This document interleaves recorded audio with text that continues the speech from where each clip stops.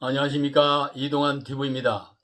오늘은 모호성 외교 위험하다는 얘기를 하고자 합니다. 구독 꼭 눌러주시기 바랍니다. 쿼드는 미국, 인도, 일본, 호주 등 4개국이 참여하는 비공식 안보회의체입니다. 2020년 8월 미국의 스티븐 비건 국무부 부장관이 쿼드를 공식 국제기구로 만들고 한국, 베트남, 뉴질랜드 3개국을 더한 쿼드 플러스로 확대할 뜻을 밝힌 바 있습니다. 미국, 인도, 일본은 1992년부터 매년 말라바르 합동해상훈련을 인도양이나 아라비아 해상에서 실시해 왔습니다. 2015년부터는 일본도 참여하고 있으며 2017년에는 벵골만에서 실시됐습니다. 미국과 인도는 항공모함을 파견했으며 일본은 대형 항공모함급의 호위함인 이즈모를 참가시켰습니다. 2020년 8월 화상으로 열린 미국 인도 전략적 파트너십 포럼에서 쿼드를 나토와 같은 다자 안보 동맹으로 공식 기구화하겠다는 뜻을 밝혔습니다. 여기에 한국, 베트남, 뉴질랜드 등 주변국 참여를 통한 기구를 확대 강화할 방침도 함께 논의됐습니다. 지금까지 한국은 미국과 중국의 패권 경쟁의 틈바구니에서 경제는 중국, 안보는 미국이라는 경중 안미의 줄타기 전략으로 모호성 외교를 해왔습니다.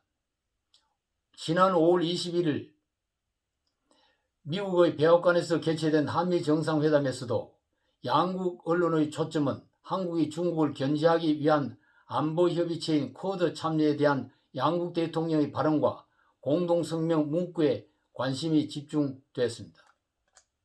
한미 양국은 정상회담 공동성명에서 한국과 미국은 규범에 기반한 국제질서를 저해, 불안정 또는 위협하는 모든 행위를 반대하며 포용적이고 자유로우고 개방적인 인도태평양 지역을 유지할 것을 약속한다고 선언했습니다.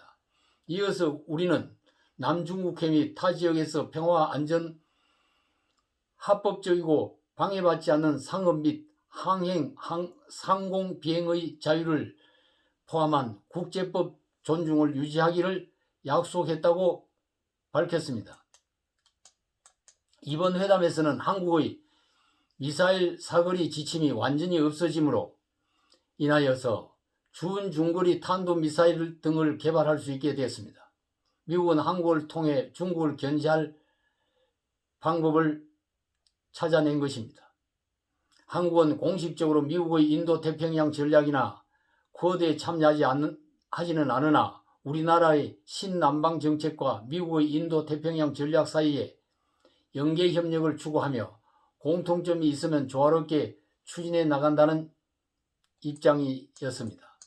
그러나 중국의 패권주의를 방어하기 위한 인도양과 태평양에서의 미국을 수장으로 하는 안보협의체인 쿼드의 협력 내지 가입에 대한 미국의 압박이 없어진 것은 아닙니다.